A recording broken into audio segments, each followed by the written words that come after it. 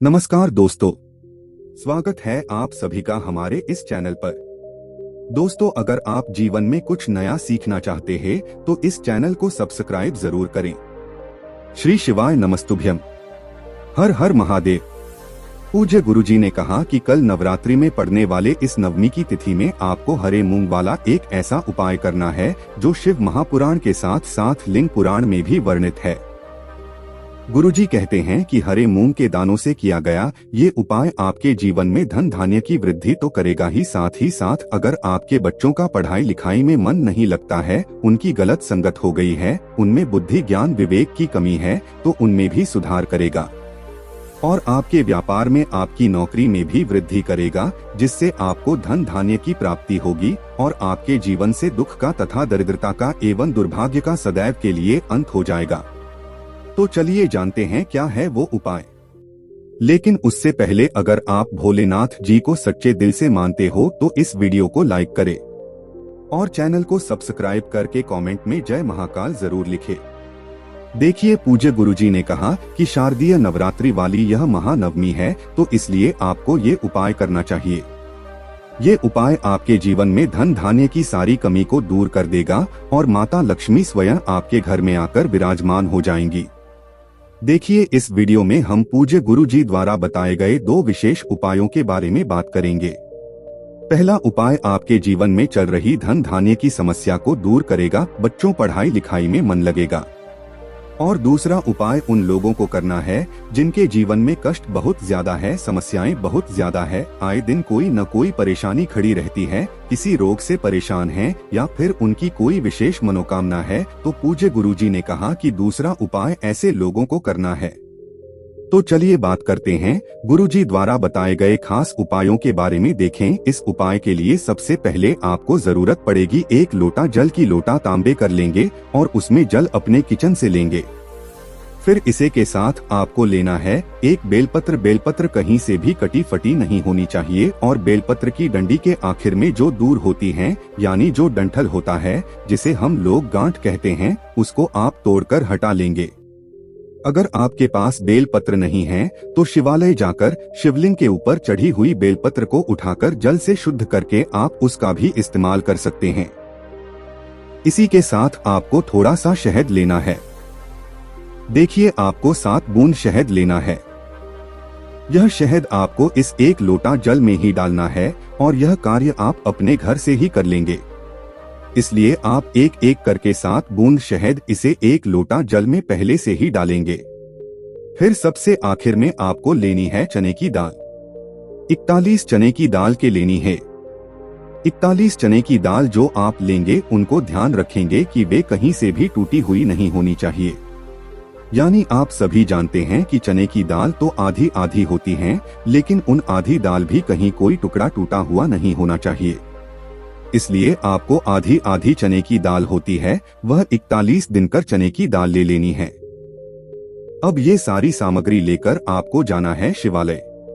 पूज्य गुरुजी ने कहा कि यह विशेष उपाय आपको इस विशेष तिथि में से सिर्फ और सिर्फ प्रदोष काल के समय में करना है। प्रदोष काल के समय में साक्षात महादेव नंदी में सवार होकर माता पार्वती के साथ इस पृथ्वी लोक का भ्रमण करते हैं।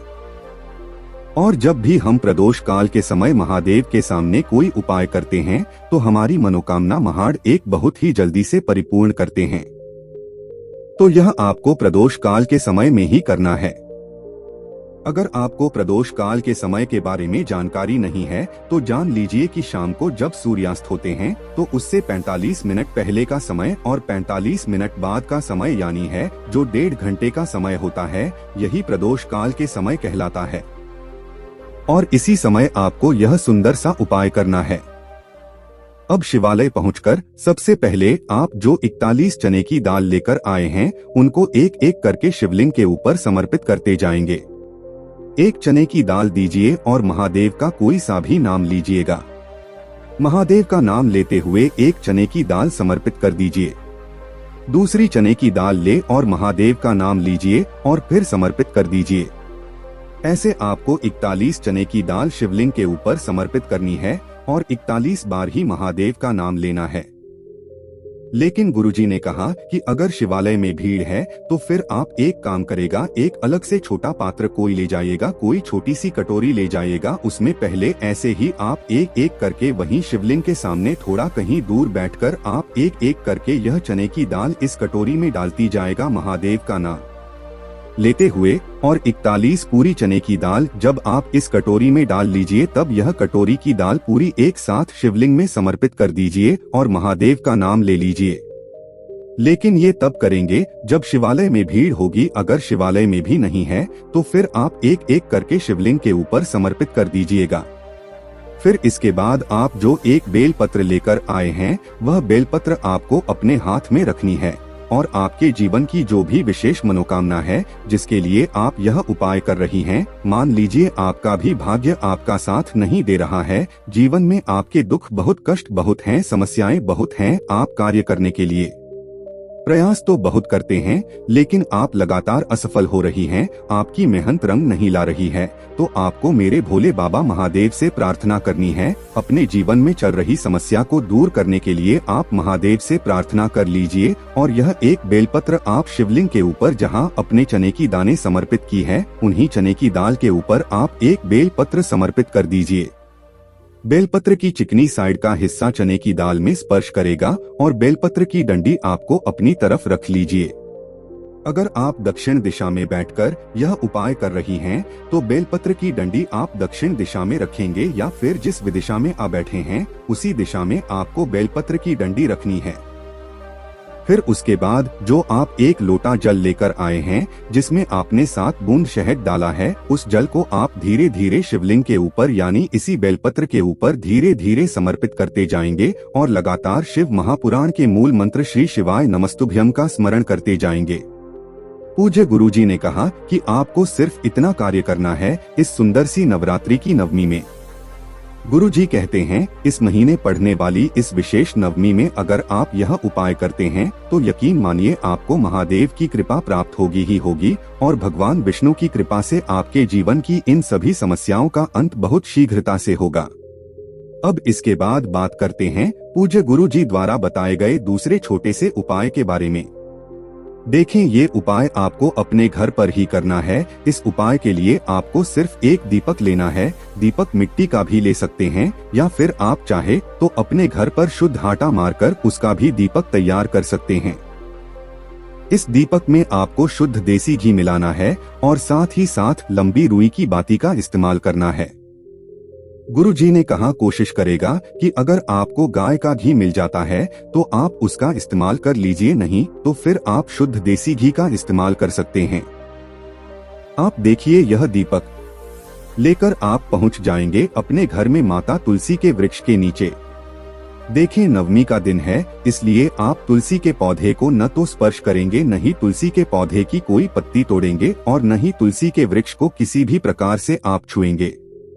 गुरुजी का करते हैं कि नवमी में हम किसी भी पौधे की ना ही कोई पत्तियां तोड़ते हैं, न ही कोई उनकी दाल तोड़ते हैं, न ही किसी भी पेड़ की किसी भी पौधे की और न ही तुलसी के पौधे की। इसलिए आपको इस बात का बहुत ध्यान रखना है। यह उपाय आपको शाम के समय ही करना है। शाम को जब सूर्यास्त होते हैं उस समय यह उपाय कर सकते हैं। साथ ही साथ इस उपाय के लिए आपको एक चुटकी घी ले लेनी है। अब देखिए, तुलसी के पौधे के नीचे आपको यह दीपक प्रज्वलित करना है और ओम नमो भगवते वासुदेवाय नमः इस मंत्र का लगातार स्मरण करते जाना है। कौन से मंत्र का? ओम नमो भगवते वासुदेवाय। दीपक प्रज्वलित कर दीजिए, मंत्र का स्मरण कर लीजिए और फिर उसके बाद जो एक चुटकी हल्दी लेकर गए हैं वहीं इस दीपक में डाल दीजिए। गुरुजी ने कहा कि जब भी हम एकादशी के दिन माता तुलसी के पौधे के नीचे यह दीपक इस प्रकार से प्रचलित करते हैं तो हमारे जीवन में जो धन से जुड़ी हुई समस्याएं हैं, जिनकी वजह से हमारे कोई भी कार्य रुक जाते हैं, हमारे व्यापार में रुकावट आ जाती है, हमारे घर के ऐसे बहुत से कारण होते हैं जो धन की वजह से रुक जाते हैं, तो धन की वजह से वे सारे कारक बनने पर आरंभ होंगे। माता लक्ष्मी की कृपा प्राप्त होगी, हमारे घर का दुर्भाग्य दरिद्रता समाप्त होगा और धन प्राप्ति के नए नए रास्ते माता लक्ष्मी की कृपा से खुलेंगे। तो दोस्तों, ये उपाय भी आपको अपने घर पर जरूर करना चाहिए। गुरुजी कहते हैं, इन दोनों उपायों को अगर हम इस सुंदर से नवमी में करेंगे तो हमारे जीवन में ऐसा कोई दुख नहीं जिसे हम समाप्त नहीं कर सकते हैं। महादेव की कृपा से हमारा बड़ा से बड़ा दुख, हमारी बड़ी से बड़ी समस्या भी बहुत ही जल्द समाप्त हो जाएगी। दोस्तों, आज के लिए बस इतना ही। मिलते हैं एक और ज्ञानवर्धक वीडियो के साथ। धन्यवाद।